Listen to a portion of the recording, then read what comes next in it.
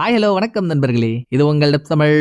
இன்னைக்கு நம்ம பார்க்க போற படம் 2013 ரிலீஸ் ஆன எ மிட்சம்மர் ஈக்குவேஷன் என்ற ஒரு ஜாப்பனீஸ் டிடெக்டிவ் த்ரில்லர் மூவியை தான் பார்க்க போறோம். இந்த படத்தோட சீக்வலா 2022 ரிலீஸ் ஆன ஃபர்பிடன் மேஜிக், சைலண்ட் பரேடுன்னு 2 படம் இருக்குங்க. ஏற்கனவே பெண்டிங்ல இருக்க படத்தை பண்ணவே உனக்கு வக்கில்ல, இதுல இந்த 2 படத்தை எப்படா பண்ண போற அப்படின்னு நீங்க யோசிக்கலாம். அட்வென்ச்சர் ஆஃப் த பியூட்டியே அங்கதாங்க இருக்கு. அப்படி யோசிக்க வேண்டிய அவசியமே உங்களுக்கு இல்ல. ஏன்னா பல நாளைக்கு முன்னாலேயே நம்ம அந்த 2 படத்தையும் பண்ணிட்டோம். அப்பவே இந்த படத்தையும் பண்ற மாதிரி இருந்துச்சு. சரி உடனே போட்டா கொஞ்சம் சலிப்பு தட்டுற மாதிரி ஆயிடுமே அப்படின்னு அப்ப வெயிட்டிங்ல போட்டேன். அது இப்ப யூஸ் ஆகுது. சோ மீதி 2 படத்தோட லிங்கையும் கீழே டிஸ்கிரிப்ஷன்ல கொடுத்திருக்கேன். இத பார்த்துட்டு போயிட்டு மறக்காம அதையும் பாத்துருங்க.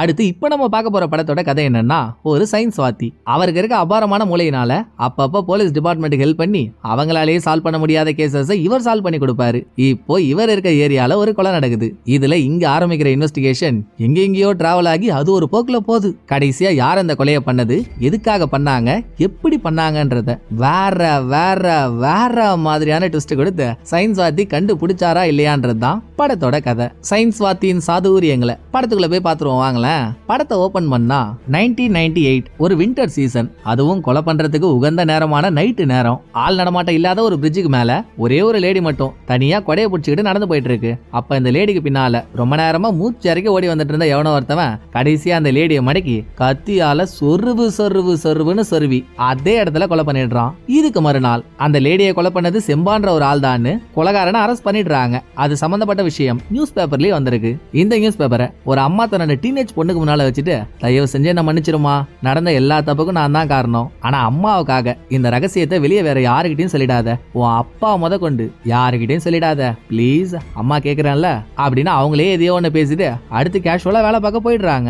என்னடா கதைன்னு நம்ம யோசிச்சுட்டு இருக்கும் போதே இங்க சீனை கட் பண்ணி அடுத்த 15 வருஷம் கழிச்சு டீனேஜ் வயசுல இருந்து வளர்ந்த ஹீரோயினை காட்டுறாங்க. கடலோரத்துல இருக்க ஹரிகிரான்ற ஒரு குட்டி கிராமத்துல கடலுக்குள்ள டைவிங்க போட்டுட்டு வெளியே வந்த ஹீரோயின். இதே ஊர்ல தான் ஹீரோயினோட அம்மா அப்பாவும் இருக்காங்க. நம்ம அவங்களோட பேரை அங்கிள் அண்ட் ஆண்டின்னு வச்சுப்போம். ஹீரோயின் அவங்களோட கார்ல ஏறி போயிடுறா. இந்த ஃபேமிலி இந்த ஊர்லயே தங்குற ஹோட்டல் ஒன்று வச்சு ரன் பண்ணிட்டு இருக்காங்க. இதை காட்டினதுக்கு அப்புறம் ட்ரெயின்ல வந்துட்டு இருக்க ஹீரோவோட இன்ட்ரோ. ஆக்சுவலா ஹீரோ தங்கி இருக்கிறது டோக்கியோல. ஏதோ ஒரு வேலை விஷயமா ஹரிகிராவுக்கு ட்ரெயின்ல வந்துட்டு இருக்காரு. ஹீரோ வர அதே ட்ரெயின்ல ஹீரோவுக்கு பின்னால ஒரு குட்டி பையன் உட்காந்துக்கிட்டு அவனோட அப்பா கிட்ட போன்ல பேசிட்டு இருக்கான். இன்னும் கொஞ்ச நேரத்துல ஹரிகிராவுக்கு போயிடுவோம்ப்பா, பிக்கப் பண்றதுக்கு ஆன்டி ஸ்டேஷன்ல வெயிட் பண்றதா சொன்னாங்க, நான் சேஃபா போயிடுறேன், நீங்க பாருங்கன்னு பையன் சொல்லிட்டு இருக்க. ட்ரெயினே அமைதியா இருக்கு. அங்க இந்த பையன் மட்டும் பேசிட்டு இருக்கிறது பக்கத்துல இருக்க ஒரு தாத்தாவுக்கு செம்ம டிஸ்டர்பா இருக்கு. சோ கால் கட் ஆனதும், ஏண்டா குட்டி குசுமாலம், ட்ரெயின்ல அமைதியா வரணும்னு தெரியாது அவனுக்கு, என்னமோ வாங்கிட்ட மட்டும்தான் போன் இருக்க மாதிரி சும்மா போன்லயே பேசிட்டு வர, போன் ஆஃப் பண்றான்னு சொல்ல உங்களுக்கு என்னங்க ஈஸியா சொல்லிடுவீங்க. ஆனா என் போன் மட்டும் சுவிட்ச் ஆஃப் ஆச்சுன்னு வைங்களேன், உடனே போலீஸ் ஸ்டேஷனுக்கு தகவல் போற மாதிரி எங்க அப்பா போன்ல ஒரு செட்டிங்க போட்டு வச்சிருக்காரு, அந்த பிரச்சனை எல்லாம் எவன் சமாளிக்கிறது, அதெல்லாம் சுவிட்ச் ஆஃப் பண்ண முடியாதுன்னு பையன் ஆட முடிக்கிறான். உடனே தாத்தா நல்லா குற்றாலத்துல வழிப்பறி பண்ற குரங்கு மாதிரி போன் ஆஃப் பண்றதுக்கு இவரே குடுகுடுன்னு ஓடி போய் பையன் கையில இருந்த போனை புடுங்குறாரு. இது வரைக்கும் நடந்த எல்லாத்தையும் அமைதியா பார்த்துட்டு இருந்த ஹீரோ பிரச்சனை முத்தி போனதும், இவர் தான் சயின்ஸ் வாத்தியாச்சே, பெருசாலாம் எதுவும் பண்ணல, ஏஞ்சி வந்து போனை வாங்கி குட்டி பையன் அலுமினியம் ஃபாயில் பேப்பர்ல பர்கர் ஒண்ண வச்சு சாப்பிட்டுட்டு இருந்திருப்பான். அந்த அலுமினியம் ஃபாயில் பேப்பரை மட்டும் தனியா எடுத்து அதுல அவனோட போனை சுத்தி மறுபடியும் போனை அவங்கிட்டே கொடுத்துட்டு, இப்போ செல் ஆன்லயே தான் இருக்கும், ஆனாலும் உனக்கு எந்த போனும் வராது, அலுமினியம் ஃபாயில் பேப்பர் செல்போன் சிக்னலை பிளாக் பண்ணும், இனிமேல் யாருக்கும் எந்த பிரச்சனையும் இல்ல, போய் வேலையை பாருங்கடான்னு பிரச்சனையை முடிச்சிடுறாரு. அடே எங்க அப்பா, யாருப்பா இந்த மூலக்காரனுக்கு பிறந்த வேலைக்காரன், பங்கம் பண்றாரே அப்படின்னு இந்த சம்பவத்துல இருந்தே குட்டி பையன் ஹீரோ மேல இம்ப்ரெஸ் ஆயிடுறான். ஸ்டேஷன் வந்ததும் ஹீரோ கிட்ட போய் பேசலாம்னு இவன் ட்ரை பண்ணா அதுக்குள்ள ஹீரோ வர வழியில போயிடுறாரு. இவனை பிக்கப் பண்றதுக்கு ஆள் வந்துடுறாங்க. அது வேற யாரும் இல்ல, ஹீரோயினோட அம்மா. சோ இந்த பையன் ஹீரோயின் ஃபேமிலிக்கு சொந்தக்கார பையன், சம்மர் வெகேஷனுக்காக வந்திருக்கான். இதை காட்டின அடுத்த சீன்ல இந்த கிராமத்தோட கடல்ல ஏதோ ஒரு ரேரான மெட்டீரியல் எடுக்க போறதா சொல்லி கவர்மெண்ட் மைனிங் ப்ராஜெக்ட் ஒன்று பண்ண போகுது. அதுக்கு இந்த கிராம மக்கள் நிறைய பேர் எதிர்ப்பு தெரிவிக்கிறாங்க.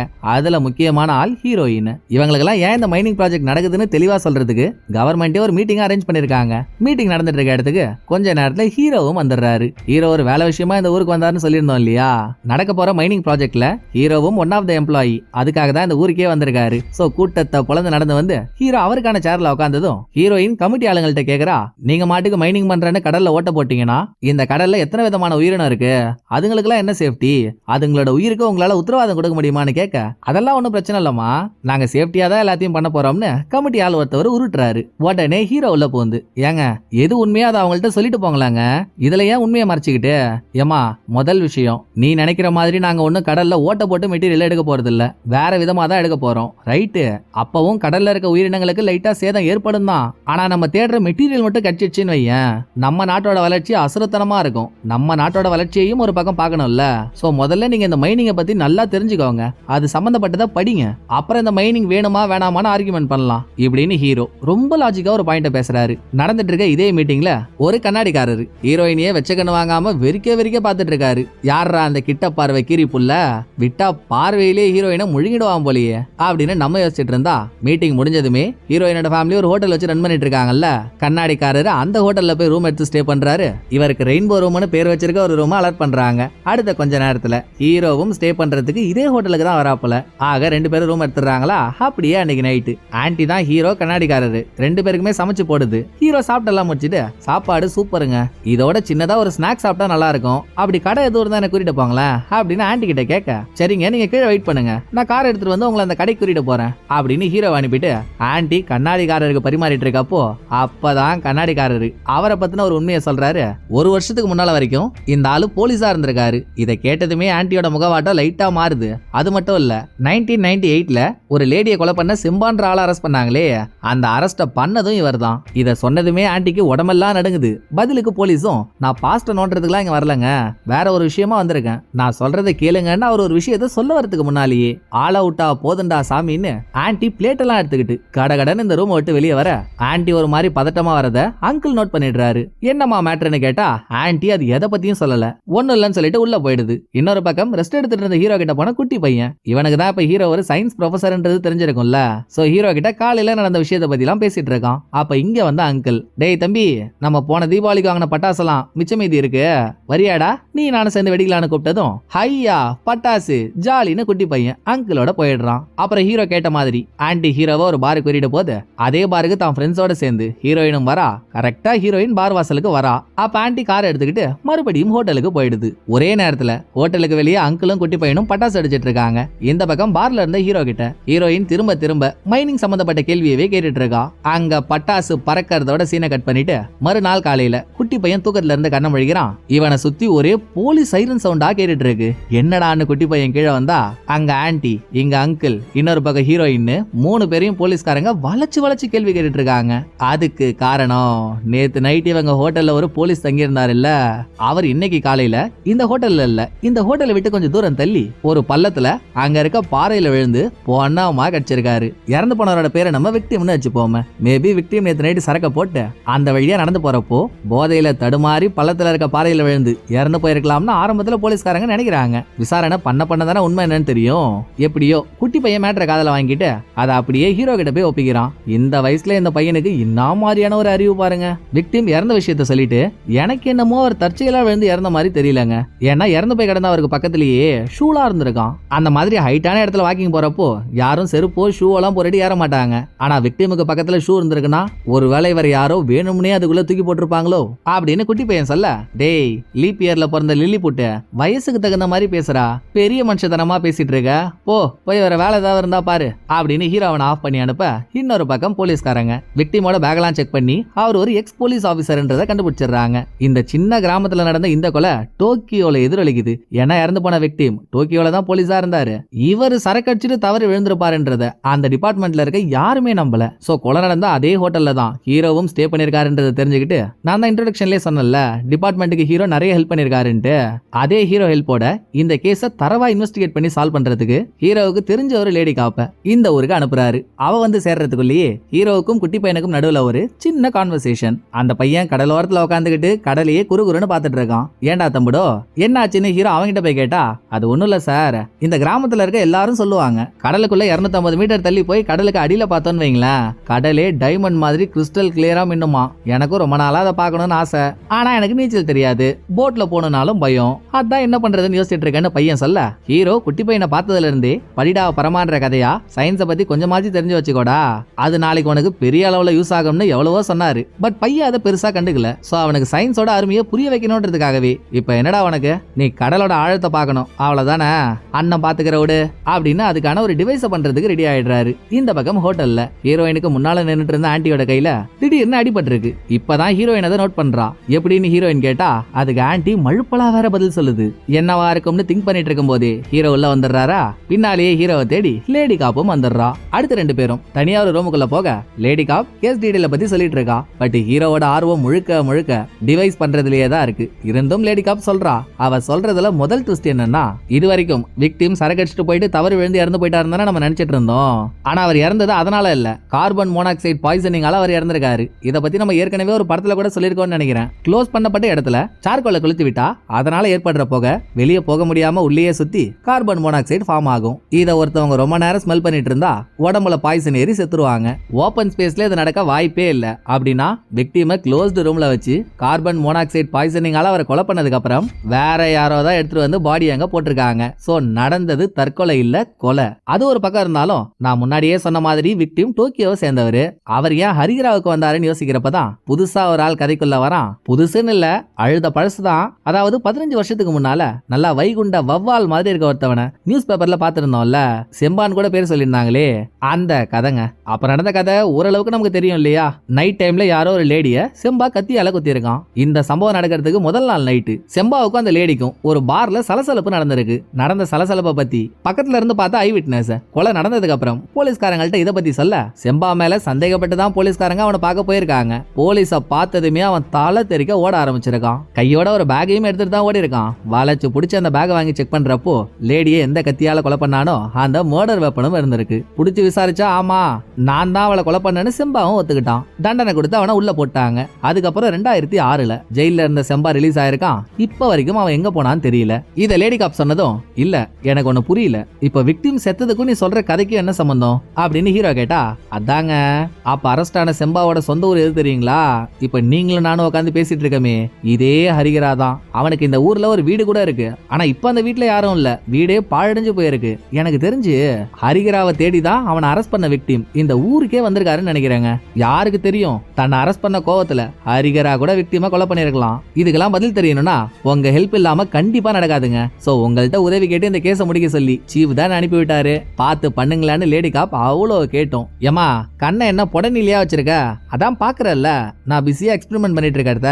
இப்ப எனக்கு இதை தவிர வேற எதுலயும் நாட்டம் இல்ல, நீ கிளம்பலாம்னு ஹீரோ லேடி காப்ப அனுப்பிடுறாரு. இதோட லேடி காப் இறந்து போன விக்டிமோட மனைவி கிட்ட போய் அவங்களுக்கு ஓரளவுக்கு ஆறுதல் சொன்னதும் கூடவே கேஸையும் பார்த்தாகணுமே.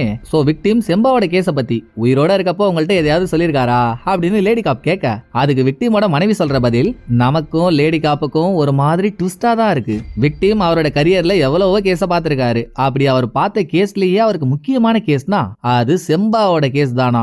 அதுவும் அவர் செம்பாவை அரெஸ்ட் பண்ணதுக்காக வருத்தப்படுறதா அவரோட பொண்டாட்டி கிட்ட சொல்லியிருக்காரு. ஒரு குற்றவாளியை அரெஸ்ட் பண்ணதுக்காக ஏன் ஒரு போலீஸ் வருத்தப்படணும் அப்படின்னு அங்க ஒரு இக்கு வருது இல்லையா. இந்த இக்கோடையே லேடி காப் ஸ்டேஷன் போறப்போ விக்டிமோட வீட்ல இருந்து எடுத்துட்டு வந்த நிறைய புக்ல ஒரு அட்ரஸ் புக் இருக்கு. அதுல எக்கச்சக்கமான பேஜஸ் விக்டிம் மடிச்சு வச்சிருக்காரு. அவர் மடிச்சு வச்சிருக்க அட்ரஸ் எல்லாமே சில கடைங்களோட அட்ரஸ். ஒருவேளை இங்கெல்லாம் விக்டிம் போயிட்டு செம்பாவை தேடி இருப்பாரோ அப்படின்னு டவுட் ஆகி ஒரு கையில விக்டிமோட போட்டோ, இன்னொரு கையில செம்பாவோட போட்டோ. லேடி காப் இந்த ரெண்டையும் எடுத்துக்கிட்டு அந்த கடைக்கெல்லாம் போயிட்டு இவங்க ரெண்டு பேர்ல யாரையாவது பாத்தீங்களான்னு என்கொயரி பண்றா.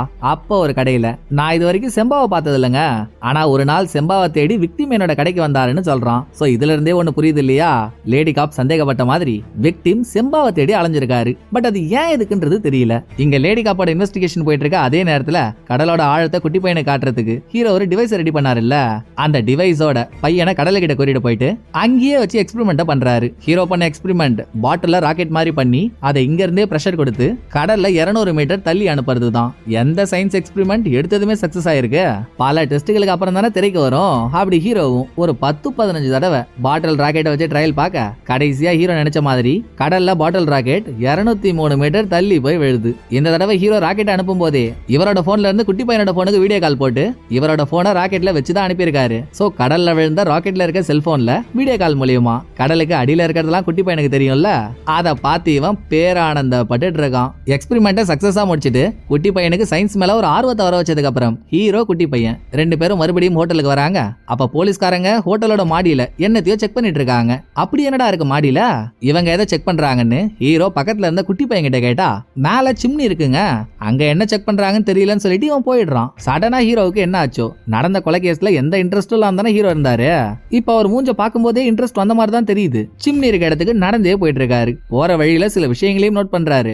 ஓரமா இருந்த கார்ட்போர்டு, அங்க எரிஞ்சு போன பட்டாசு, இதெல்லாம் பார்த்துட்டு மேல சிம்னி இருக்க இடத்துக்கும் போயிட்டு அங்கேயும் எதையோ ஒன்று நோட் பண்ண ஹீரோ அன்னைக்கு நைட்டே குட்டி பையன்கிட்ட எந்த ரூம்ல விக்டிம் தங்கி இருந்தாரோ அந்த ரூம் கதவை திறக்க போறாரு. இந்த இடத்துல நம்ம ஒரு விஷயத்தை நோட் பண்ண வேண்டியதா இருக்கு. விக்டிம் டைம் ஹோட்டல்ல ஸ்டே பண்ண வரும்போது இவருக்கு ரெயின்போ ரூம்னு பேர் கொண்ட ஒரு ரூமை தானே கொடுத்தாங்க. ஹீரோ என்னமோ அந்த ரூமை தான் திறக்க போறாரு. ஆனா குட்டி பையன் இந்த ரூமுக்கு பக்கத்துல இருக்க இன்னொரு ரூமுக்கு முன்னால நின்னுகிட்டு, ஜி அந்த ரூமையா ஓபன் பண்றீங்க, அன்னைக்கு நைட் இவர் இங்க தானே தங்கி இருந்தாரு அப்படின்னு பக்கத்து ரூமா கையை காட்டுறான். பட் ஹீரோ அவன் பேசுறத பெருசா கண்டுக்காம ரெயின்போ ரூமுக்குள்ள போய் அங்க திறந்திருக்க ஜன்னலை பார்த்துட்டு, ஏண்டா தம்பி எனக்கு ஒரு சின்ன டவுட்ரா, கொலை நடந்த அன்னைக்கு நைட்டு வெளியே நீயும் அங்கிளும் பட்டாசு வச்சிட்டு இருந்தீங்கல்ல, அப்ப இந்த ரூம் ஜன்னல் திறந்திருந்துதான் ஹீரோ கேட்டதும், இல்லங்க மூடிதான் இருந்திருக்கும்னு குட்டி பையன் சொல்றான். அது எப்படிடா அவ்வளவு கான்பிடண்டா சொல்றேன்னு ஹீரோ கேட்டா, நாங்க தான் பட்டாசு வச்சோம்ல, சோ நெருப்பு எதுவும் ஹோட்டலுக்குள்ள வந்துடக்கூடாதுன்னு எங்கெங்கெல்லாம் ஓப்பனிங் இருக்கோ எல்லா இடத்தையும் நானும் அங்கிளும் சேர்ந்து தான் க்ளோஸ் பண்ணோம் அப்படின்னு குட்டி பையன் ஒரு பதில போட்டதும், சரி அதை விட இந்த ஹோட்டல் உன் ஆன்ட்டியோட அப்பா அம்மாவுக்கு சொந்தமான ஹோட்டல் தானே, உன் ஆன்ட்டியோட ஃபேமிலி எப்ப இந்த ஹோட்டலுக்கு ஷிஃப்ட் ஆகி வந்தாங்க அப்படின்னு ஹீரோ அடுத்த கேள்விக்கு போக, அப்பெல்லாம் நான் பிறக்கவே இல்லைங்க, ஆனா ஒரு நாள் என் அப்பா என்கிட்ட சொல்லியிருக்காரு, என் தாத்தா செத்ததுக்கு அப்புறம் டோக்கியோல வேலை பார்த்துட்டு இருந்த அங்கிள் ஃபேமிலியோட இங்க ஷிஃப்ட் ஆகி வந்துட்டாராம், என்ன ஒரு 15 வருஷம் இருக்கும்னு எங்க அப்பா சொல்லியிருக்காரு இப்படின்னு குட்டி பையன் சொல்றான். எங்க வந்து எப்படி லிங்க் ஆகுது பாருங்க. 15 வருஷத்துக்கு முன்னால தானே டோக்கியோல லேடியை கொலை பண்ணதுக்கு செம்பாவை அரெஸ்ட் பண்ணாங்க. அப்பெல்லாம் இந்த ஃபேமிலி டோக்கியோல தான் இருந்திருக்கு. இதை ஹீரோ காத்து வாக்குல காதுல வாங்கிட்டு அப்புறம் இந்த ரூம்ல இருக்க ஒரு கபோர்டை ஓபன் பண்ண, கபோர்டுக்கு பின்பக்கம் செவுரு தான் இருக்கு. அந்த செவுரோட எட்ஜஸ் எல்லாம் லைட் அடிச்சு செக் பண்ணிட்டு திரும்ப ரூம் சாவியை பையன்கிட்டே கொடுத்து எடுத்த இடத்துல போய் வெயிடான்னு சொன்ன ஹீரோ அன்னைக்கு நைட்டே லேடி காப்புக்கு போனை போட்டு இது வரைக்கும் அவ என்னென்ன விசாரிச்சிருக்காளோ அந்த கேஸ் தகவல்லாம் கேட்க, அதை அவ என்ன கண்டுபிடிச்சான்னு நம்ம பார்த்தோம்ல, இந்த டிராயர் மாட்டின டிராகன் முட்டை மாதிரியே ஒருத்தர் இருக்கான்ல செம்பா, விக்டிம் அவனை தேடி அலைஞ்சிருக்காரு. இது இல்லாம நடுவுல ஒரு நோயால பாதிக்கப்பட்டு செம்பா உடம்பு சரியில்லாம போயிட்டதா லேடி காப்புக்கு ஒரு தகவல் கிடைச்சிருக்கு. இப்போதைக்கு டோக்கியோல இருக்க எல்லா ஹாஸ்பிட்டல்லையும் தேடிட்டு இருக்காங்க. பட் தலைவன் கிடைக்கல. அத லேடி காப் சொல்ல, சரி இப்ப நான் சொல்றத கவனி, விக்டிம் ஒரு ஹோட்டல்ல செத்து போனாருல்ல, அந்த ஹோட்டல்ல நடத்திட்டு இருக்க ஃபேமிலி 15 வருஷத்துக்கு முன்னால செம்பா அரெஸ்ட் ஆகிறப்போ அதே டோக்கியோல தான் இருந்திருக்காங்க. நீ என்ன பண்ற, அங்க அங்கிள் எந்த அட்ரஸ்ல வேலை பார்த்தாரு, அப்புறம் அந்த ஃபேமிலி எந்த அட்ரஸ்ல தங்கி இருந்துச்சு, இது ரெண்டையும் கலெக்ட் பண்ற அப்படின்னு ஹீரோ ஒரு வேலையை கொடுக்க, மறுநாளே அதெல்லாம் கலெக்ட் பண்ண லேடி காப் ஸ்டேஷன்ல இருந்துகிட்டே ஹீரோ கிட்ட வீடியோ கால்ல பேசிட்டு இருக்கா. டோக்கியோல அங்கிள் ஒரு கம்பெனில வேலை செஞ்சாரு இல்லையா, அது ஒரு கார் கம்பெனி. அந்த கம்பெனில நான் இந்த இடத்துல தான் தங்கி இருக்கேன்னு அங்கிள் ஒரு அட்ரஸ் கொடுத்திருக்காரு. ஆனா இதே அட்ரஸ்ல அங்கிள் கூட ஆன்ட்டியும் ஹீரோயினும் தங்கல. ஏன்னா அங்கிள் வேலை செஞ்ச கார் கம்பெனில இருந்து ஹீரோயின் படிச்சிட்டு இருந்த ஸ்கூல் ரொம்ப தூரம், டெய்லியும் அவ்வளவு தூரம் போயிட்டு வர முடியாது இல்லையா. சோ ஸ்கூலுக்கு பக்கத்திலேயே ரெண்டு பேரும் வேற ஒரு அட்ரஸ்ல தங்கி இருந்திருக்காங்க. அந்த அட்ரஸ் என்ன அட்ரஸ்னு இவங்களுக்கு தெரியல. இது ஒன்னாச்சா.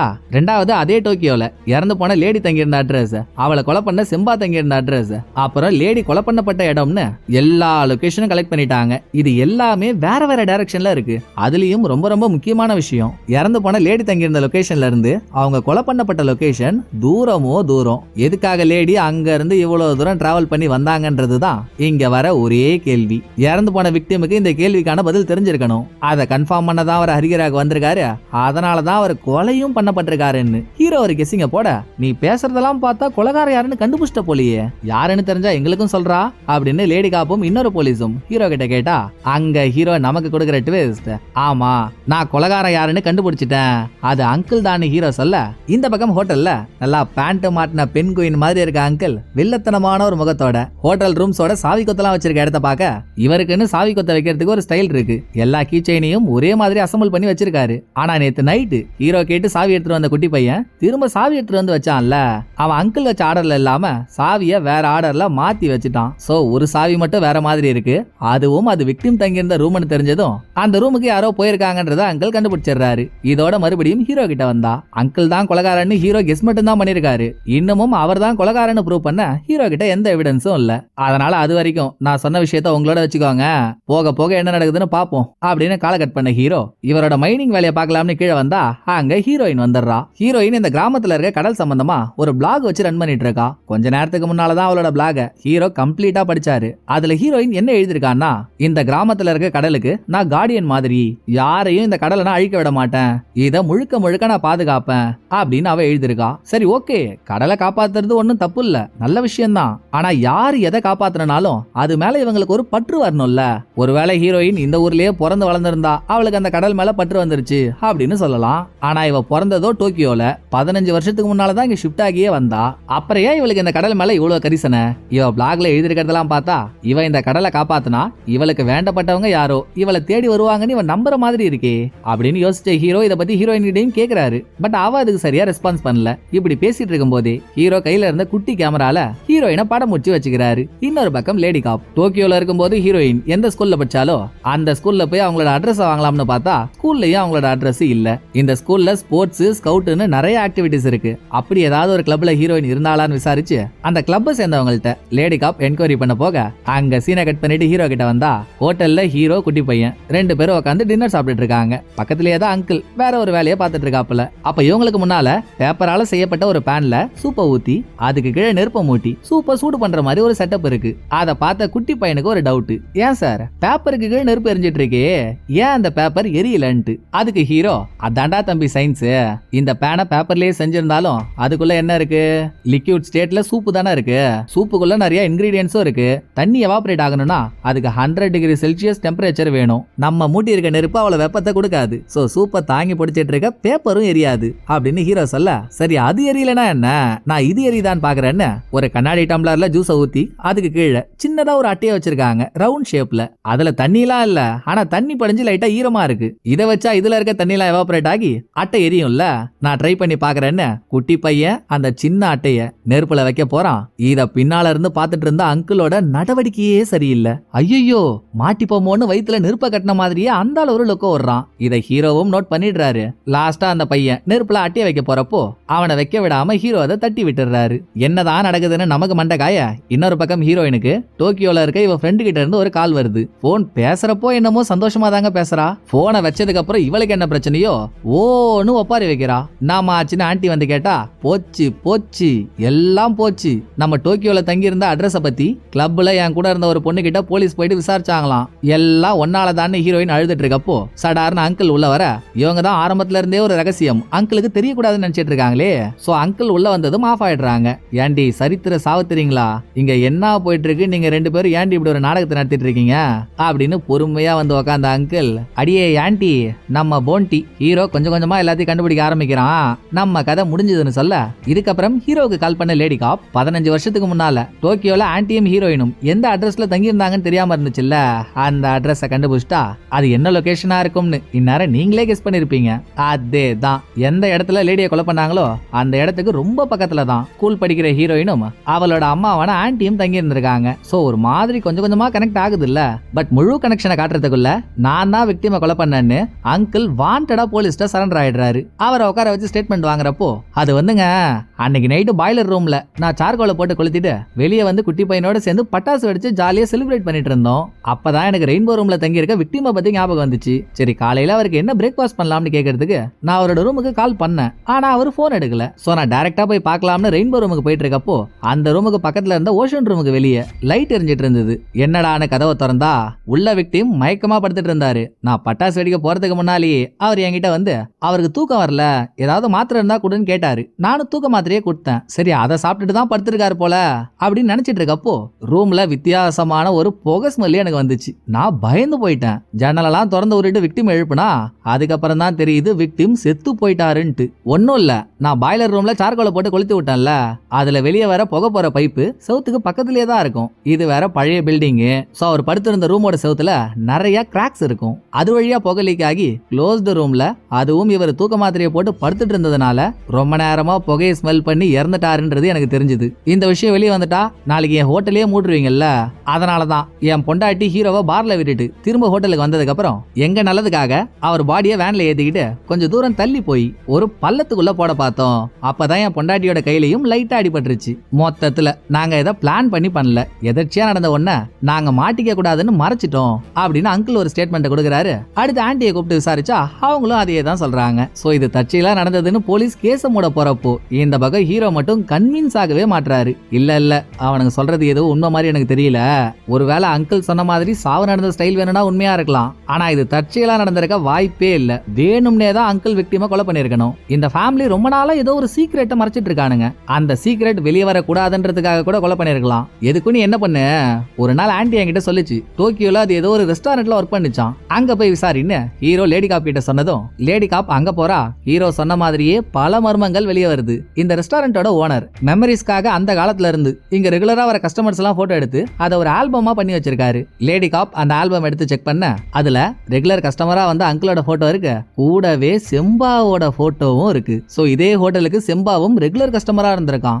இவன் எப்படிங்க இங்கன்னு லேடி காப் ரெஸ்டாரண்ட் ஓனர் கிட்ட கேட்டா, ஆமாமா அவன் ஹோட்டலுக்கு அடிக்கடி வருவானே.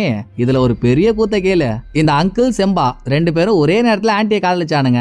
ஆண்டி கூட செம்பாவை லவ் பண்ண மாதிரி தான் தெரிஞ்சுது. ஆனா கடைசியில அங்கிளை கல்யாணம் பண்ணிக்கிச்சு அப்படின்னு ரெஸ்டாரண்ட் ஓனர் சொல்லிட்டு இருக்கும் போதே லேடி காப் ஆல்பம்ல இருக்க அடுத்த ட்விஸ்ட பாக்குறா.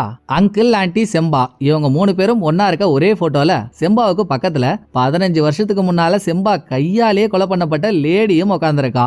இதை நோட் பண்ண லேடி காப் தெரிஞ்ச விஷயத்த அப்படியே ஹீரோ கிட்ட ஒப்பிச்சதும், சோ 30 வருஷத்துக்கு முன்னால இவங்க 3 பேருக்குள்ள ஒரு முக்கோண காதல் ஓடி இருக்கு. என்னதான் ஆண்டி செம்பாவை லவ் பண்ணியிருந்தாலும் கடைசியா அது கல்யாணம் பண்ணது அங்கிள தான். அடுத்த 15 வருஷம் கழிச்சு லேடி கொலை பண்ணப்பட்டிருக்கா. விக்டிம் அவரோட மனைவி கிட்ட வேற செம்பாவை அரெஸ்ட் பண்ணதுக்கு அவர் வருத்தப்பட்டதா சொல்லியிருக்காரு. அப்படின்னா செம்பா இந்த கொலையை பண்ணலன்னு தானே அர்த்தம். பண்ணாத கொலையை அவன் பண்ணதா ஒத்துக்கிட்டானா கண்டிப்பா அவனை புடிச்சவங்கள காப்பாத்துறதுக்காகத்தான் அவன் அதை பண்ணிருக்கணும். யாரா இருந்தாலும் சரி, என்னதான் லவ் பண்ணாலும் 15 வருஷம் பிரிஞ்சிருக்க ஒருத்தவங்களை காப்பாத்துறதுக்கு இந்த மாதிரி ஒரு மடத்தனமான வேலையை பார்க்க மாட்டாங்க. அப்படி இருந்தும் இந்த சீர்ல வந்த மோர்வாளி அதான் செம்பா நான் தான் அந்த கொலையை பண்ணனு ஒத்துக்கிட்டு இருக்கானா, இவன் ஆன்டியை விட அதிகமா லவ் பண்ண யாரையோ காப்பாத்ததா அப்படி பண்ணிருக்கணும். ஏன் அது ஆன்டியோட பொண்ணான ஹீரோயினா இருக்க கூடாது? இன்னும் தெளிவா சொல்லணும்னா ஹீரோயின் அங்கிளுக்கும் ஆன்டிக்கும் பிறக்காம ஆன்டிக்கும் செம்பாவுக்கும் பிறந்து தான் பொண்ணை காப்பாத்துறதுக்கு கூட செம்பா அப்படி பண்ணிருக்கலாம்ல அப்படின்னு ஹீரோ ஒரு ட்விஸ்ட கொடுக்குறாரு. உடனே இந்த ட்விஸ்டுக்கான ஒரு பிளாஷ்பேக்கையும் நமக்கு காட்டுறாங்க. ஹீரோ கெஸ் பண்ணது 100% கரெக்ட்டுங்க. ஹீரோயின் ஆன்டிக்கும் செம்பாவுக்கும் பிறந்தவ தான். இதை எப்படியோ தெரிஞ்சுக்கிட்ட அந்த லேடி போட்டோ ப்ரூஃபோட தான் வீட்டுல இருந்து ஆன்டியை பிளாக்மெயில் பண்ணி பணம் வாங்குறதுக்காக அந்த லேடி ஆன்டியோட வீட்டுக்கு போயிருக்கா. அவ கிட்ட நேரம் இவ போன டைம் வீட்டுல ஆன்டி இல்ல, ஹீரோயின் மட்டும் தான் இருந்திருக்கா. அவகிட்ட நீ அங்கிளுக்கு பிறந்தவளே இல்ல, செம்பாவுக்கு பிறந்தவ, இந்த உண்மையா உங்க அப்பா கிட்ட சொல்லி உன்னை நார் அடிக்கிறேன் பாரு, இதெல்லாம் நடக்க கூடாதுன்னா உன் அம்மா வந்ததும் என்ன வந்து மீட் பண்ண சொல்லு அப்படின்னு லேடி மிரட்டிட்டு வெளியே வந்திருக்கா. இதை ஹீரோயினால தாங்கிக்கவே முடியல. எங்க உண்மை வெளியே வந்து குடும்பம் சுக்குநூறா செதறிடுமோன்ற பயத்துல லேடி வீட்டுல இருந்து கிளம்பி போனதும் ஹீரோயின் தான் பின்னாலேயே மூச்சரிக்க ஓடி வீட்டுல இருந்து கிளம்பும் போதே கிச்சன்ல இருந்து ஒரு கத்தி எடுத்துட்டு தான் வந்திருப்பா. கத்தியால லேடியை குத்தி கதம் பண்ணிருக்கா. இந்த பிளாஷ்பேக் கட் பண்ணிட்டு பிரசன்ட்டுக்கு வந்தா செம்பா இருக்க இடத்த ஹீரோவும் லேடி காப்பும் கண்டுபிடிச்சிடுறாங்க. ஏற்கனவே நம்ம சொல்லிருந்தோம்ல அந்த ஆளுக்கு உடம்பு சரியில்லைன்ட்டு. வயசாகி ரொம்ப உடம்பு சரியில்லாம ஒரு ஹாஸ்பிட்டல்ல இருக்கான். அவங்கிட்ட போன ஹீரோ இவர் லாஸ்டா ஹீரோயின் கிட்ட ஹீரோயினோட பிளாக பத்தி கேக்குறப்போ அவளை போட்டோ எடுத்திருந்தாருல்ல, அந்த போட்டோவை காட்டிட்டு இது உங்க பொண்ணு தானு கேட்டதும் இதை மறைக்கிறதுக்காகத்தான் அவர் அப்ப அந்த கொலைப்பழியவே ஏத்துக்கிட்டாரு. இப்ப மட்டும் உண்மையவா சொல்லிட போறாரு. எதுவுமே பேசல. ஹீரோவும் அதுக்கு மேல அவரை டிஸ்டர்ப் பண்ணல. கிளம்புறதுக்கு முன்னால ஒரே ஒரு விஷயத்த மட்டும் சொல்லிட்டு போறாரு. நீங்க ஹீரோயினுக்கு செஞ்ச உதவிக்கு கைமாறா நீங்க பிறந்து வளர்ந்த ஊர்ல இருக்க கடலை அவ கார்டியன் மாதிரி பாதுகாத்துட்டு இருக்கா. அப்படி பண்றதுனால நீங்க என்னைக்காவது ஒரு நாள் அவளை தேடி வருவீங்கன்னு நினைச்சிட்டு இருக்கா அப்படின்னு ஹீரோ சொன்னதும் அது வரைக்கும் பேசாத செம்பா லாஸ்டா இதுக்காக நான் அவளுக்கு நன்றி சொன்னேன்னு சொல்லுங்கன்னு அதோட ஹீரோ அனுப்பிட்டு பல வருஷமா யாருகிட்டையும் காட்டாத ரகசியமா ஒரு பதுக்கி வச்சிருக்க போட்டோவை டிராயர்ல இருந்து எடுக்கிறப்போ அந்த போட்டோ தவறி கீழே விழுது. அப்படியே இங்க ஒரு பிளாஷ்பேக். இந்த போட்டோல ஆன்டி பிறந்த ஹீரோயினை கையில தூக்கி வச்சுக்கிட்டு இருக்காங்க. செம்பா ஹீரோயின் பிறந்ததுல இருந்து அவளை பார்த்ததே இல்ல. இந்த ஒரே ஒரு போட்டோ மட்டும் தான் இவர்கிட்ட இருக்கு. இதை எப்பவுமே ஆள் பர்ஸ்லயே தான் வச்சிட்டு இருந்திருக்கான். அப்பதான் ஒரு நாள் பார்ல இவருக்கு பக்கத்துலயே உட்கார்ந்து இருந்த லேடி இந்த போட்டோ ஏன் சம்பந்தமே இல்லாம உங்ககிட்ட இருக்கு, அப்ப ஹீரோயின் உன்னோட குழந்தை தானான்னு இவ கேட்க இதுலதான் 2 பேருக்குள்ள சலசலப்பு ஆயிட்டு இருக்கு. அப்படி இருந்தும் செம்பாவோட குழந்தை தான் ஹீரோயின் கன்ஃபார்ம் பண்ண லேடி மிரட்டுறதுக்காக போய் உயிரையே விட்டுட்டாளா? இது செம்பாவுக்கு தெரியல.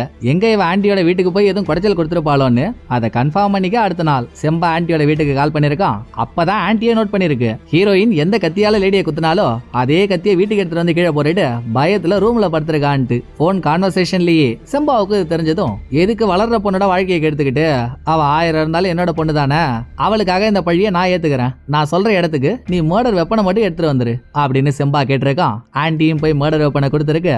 அன்னைக்கு தாங்க முதல் முறையா செம்பா தான் கண்குளிர தூரத்துல ஹோட்டல்ல உட்கார்ந்து இருந்த ஹீரோயினை பாத்திருக்கான். சோ இப்படிதான் ஹீரோயினை காப்பாத்துறதுக்கு செம்பா வேணும்னே அரெஸ்ட் ஆயிருக்கான். இந்த பிளாஷ்பேக் ஆடிட்டு மறுபடியும் பிரசன்ட்டுக்கு வந்தா ஹீரோ ஜெயில இருக்க அங்கிளை மீட் பண்றதுக்கு போறாரு. அங்க இன்னொரு படா ட்விஸ்ட். அங்கிள் சொன்னார் இல்ல விக்டிம் ரூம்ல இப்படிதான் செத்து போயிருப்பாருன்ட்டு, அதுல ஒரு பெரிய ஓட்டை. என்னன்னா அங்கிள் சொன்ன மாதிரியே போலீஸ்காரங்க பாய்லர் ரூம்ல சார்கோலை பத்த வச்சுட்டு ரூமை க்ளோஸ் பண்ணி ரூமுக்குள்ள புகை வருதான்னு செக் பண்ணிருக்காங்க. ஆனா எந்த வித புகையும் வரல. ஏன்னு போலீஸ்காரங்க யோசிச்சுட்டு இருந்தாலும் ஹீரோ அதுக்கான பதில கண்டுபிடிச்சிட்டாரு. அதான் இந்த பில்டிங்கோட மாடியில சிம்னி ஒன்னு இருக்குல்ல, பாய்லரை பத்த வச்சு அதனால ஏற்படுற புகை சிம்னி வழியா தானே வெளியே போகும். அந்த சிம்னியையும் க்ளோஸ் பண்ணா மட்டும்தான் புகை வெளியே போகாம கிராக் வழியா ரூமுக்குள்ள வந்திருக்கும். சோ இந்த பர்மால பிறந்த கிர்மாடா மாதிரியே இருக்கானே அங்கிள், இந்த ஆள் தான் சிம்னியை மூடி இருக்கான். அதுவும் இவனா போயிட்டு சிம்னியை மூடல.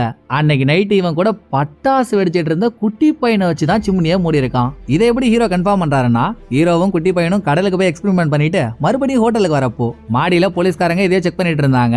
மாடியில என்னடா இருக்குன்னு ஹீரோ கேக்குறப்போ சிம்னி இருக்குன்னு இவன் சொல்லியிருப்பான்ல. ஹீரோ இருக்க ஹைட்டுக்கே இங்க இருந்து பார்த்தா மேல சிம்னி இருக்கிறது தெரியல. இவனுக்கு தெரிஞ்சிருக்குன்னா இவன் சிம்னிக்கு போயிருக்கான் தானே அர்த்தம். அதோட ஹீரோ சிம்னிக்கு போயிட்டு இருக்கப்போ அங்க கார்ட்போர்ட் இருக்கிறத நோட் பண்ணாரு. கார்ட்போர்டு ஈரமா இருந்திருக்கும். சோ குட்டி பையன் அங்கிள் கொடுத்த இன்ஸ்ட்ரக்ஷனை கேட்டு கார்ட்போர்டை ஈரமாக்கி கார்ட்போர்டை ஈரமாக்கி அதை சிம்னிக்கு மேல வச்சு மூடி இருக்கான். நடுவுல கூட ஹீரோவும் குட்டி பையனும் சாப்பிட்டுட்டு இருக்கப்போ லைட்டா ஈரமடைஞ்ச ஒரு அட்டைய நான் நெருப்புக்கு மேல வைக்கிறேன், அது எரியுதான் பாக்குறேன்னு இவன் ட்ரை பண்ணான்ல, அது கூட ஈரமடைஞ்ச அட்டைய சிம்னிக்கு மேல வச்சு வந்தான் எரியுமா எரியாதான்னு பாக்குறதுக்கு. சோ விக்டிமை கொலை பண்ணணும்ன்றதுக்காக அங்கிள் பிளான் பண்ணி விக்டிமுக்கு தூக்க மாத்திரையை கொடுத்துட்டு அவர் தூங்குறதுக்கு முன்னால அவர் இருக்க ரெயின்போ ரூம்ல செவுத்துல எந்த கிராக்ஸும் இல்ல. கிராக் இல்லன்றப்போ அங்கிளோட எண்ணம் எப்படி நிறைவேறும், நீங்க இந்த ரூம்ல வந்து படுத்துக்கோங்கன்ட்டு அங்கிள் விக்டிமை ஓஷன் ரூமுக்கு ஷிஃப்ட் பண்ணிருக்காரு. அதுக்கப்புறம் தான் க்ளோஸ் பண்ண ரூம்ல சார்கோல் புகை வந்ததுனால கார்பன் மோனாக்சைடு ஃபார்ம் ஆகி தூக்கத்துல இருந்த விக்டிம் அதை ஸ்மெல் பண்ணி இறந்து போயிருக்காரு. இதெல்லாம் தாண்டி எதுக்காக அங்கிள் விக்டிமை கொலை பண்ணாரு தெரியுங்களா? சின்ன வயசுல இருந்தே உன் அப்பா கிட்ட இந்த ரகசியத்தை சொல்லிடாதன்னு ஆண்டி ஹீரோயின் கிட்ட சொல்லி சொல்லி வளர்த்துச்சுல்ல, அது நீ செம்பாவோட பொண்ணுன்ற ரகசியம் தான். பட் இவங்க நினைச்ச மாதிரி அங்கிளுக்கு அது தெரியாமலாம் இல்ல. ஹீரோயின் சின்ன வயசா இருக்கும் போதே இது நம்மளோட குழந்தை இல்ல, செம்பாவோட குழந்தைன்னு ஹீரோயினோட முக அமைப்பை வச்சு அங்கிளுக்கு தெரிஞ்சு போச்சு. இருந்தோங்க அங்கிள் ஹீரோயினை வெறுக்கவே இல்ல. அவ மேல இருந்த பாசத்துல இன்னைய தேதி வரைக்கும் அவளை தன்னோட பொண்ணாகவே நினைச்சு வளர்த்துட்டு இருக்காரு. இந்த டைம்ல தான் தேவையில்லாம விக்டிம் உண்மையை கன்ஃபார்ம் பண்றேன்னு ஹோட்டல்ல ஸ்டே பண்ணி ஆண்டி கிட்ட நான் போலீஸ் 15 வருஷத்துக்கு முன்னால செம்பாவை அரெஸ்ட் பண்ணது நான் தான் சொன்னான்ல, அப்ப கூட ஆண்டி பதறி வெளியே ஓடி வரப்போ அங்கிள் வெளியவே நின்னுட்டு இருந்தாப்லயே. மனுஷன் வெளியே நின்று இவங்க உள்ள பேசின எல்லாத்தையும் கேட்டுட்டான். எங்க விக்டிம் மூலியமா உன்ன வெளியே போயிடுமோன்றதுக்காகத்தான் அங்கிள் விக்டிமை கொலை பண்ண பிளானை போட்டு பிளானை கச்சிதமா முடிச்சும் தள்ளிட்டாரு.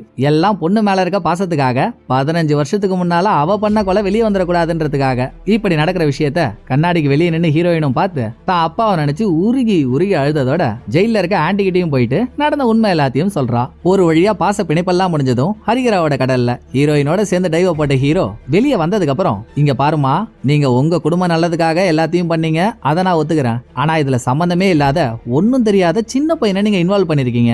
இந்த வயசுல அந்த பையனுக்கு விவரம் தெரியாது பண்ணிட்டான். ஆனா அவனுக்கு வயசு வர வர ஏன்டா நம்ம இந்த மாதிரி பண்ணோம்னு யோசிக்க ஆரம்பிப்பான். அப்படி யோசிச்சு ஒரு நாள் குற்ற உணர்ச்சி தாங்காம உன்கிட்ட வந்து எதுக்காக உன் அப்பா என்ன இப்படி பண்ண சொன்னாருன்னு கேக்குறப்போ அவங்கிட்டயும் குடும்ப ரகசியத்தை மறைக்கிறேன்னு போய் சொல்லி ஒரு புது இழவை கூட்டாத, எதுக்காக உன் அப்பா இதை பண்ணாரோ அந்த உண்மையை அவங்கிட்ட சொல்லு, அவனும் குடும்பத்தோட அருமனா என்னன்னு புரிஞ்சுக்கிட்டோம் அப்படின்னு ஹீரோ இங்க ஒரு அட்வைஸ் போட்டுட்டு இருக்க. இன்னொரு பக்கம் தான் அப்பாவோட இந்த ஊர்ல இருந்து கிளம்ப ரெடியா இருந்த குட்டி பையனுக்கு ஹீரோ சொன்ன உறுத்தல் இப்பவே வர ஆரம்பிச்சிருது. இவன் அங்கிளோட பேச்சை கேட்டு கார்ட்போர்டை தண்ணியில நினைச்சு அதை சிம்னில போட்டு மூடினது, இதனால விக்டிம் இறந்து போனது, அப்ப விக்டிமோட சாவுக்கு நம்ம தான் காரணமா நினைச்சு இதுக்கான பதில யார்கிட்ட கேட்கறதுன்னு தெரியாம இவன் அல்லாடிட்டு இருக்கான். அப்படியே ட்ரெயின் ஏற ரயில்வே ஸ்டேஷன் வரப்போ இவன் கிட்ட பேசுறதுக்கு ஹீரோ அங்க வெயிட் பண்ணிட்டு இருக்காரு. இவன் பண்ணது தப்பு தான், ஆனா அது இவனுக்கே தெரியாம பண்ண தப்பு இல்ல, யாரோ ஒருத்தவங்களோட தூண்டுதலால அவங்க சொன்னாங்கன்னு இப்படி பண்ணிட்டான். சோ அதை பக்குவமா இவனுக்கு எடுத்து சொன்ன ஹீரோ வாழ்க்கையில இந்த மாதிரிதான் நம்ம பாதையை மாத்த நிறைய பேர் வருவாங்க, அவங்கள்ட்ட இருந்து நம்ம தான் சூதானமா தப்பிச்சு நம்மள நம்ம பாத்துக்கணும். உனக்கு இந்த வயசுல இது எதுவும் புரியாது, போக போக உனக்கே எல்லாம் புரியும். உன் மனசு சொல்றதை கேட்டு நடந்துகிட்டனா எப்பவும் எல்லா இடத்துலயும் ஆல் இஸ் வெல் தான் அப்படின்னு பையனை தெளிவுபடுத்தின ஹீரோ அவனுக்கு ஒரு பாய போரிட்டு கிளம்ப அதோட படத்தோட கதை முடியுது. இந்த படம் உங்களுக்கு பிடிச்சிருக்குன்னு நம்புறேன். அடுத்த ஒரு நல்ல படத்துல வந்து நான் உங்களை மீட் பண்றேன். இந்த வீடியோ உங்களுக்கு பிடிச்சிருந்தா லைக் பண்ணிடுங்க, எப்படி பண்ணிருக்கேன்றத மறக்காம கமெண்ட்ல சொல்லிடுங்க. தேங்க்யூ, டாடா பாய்.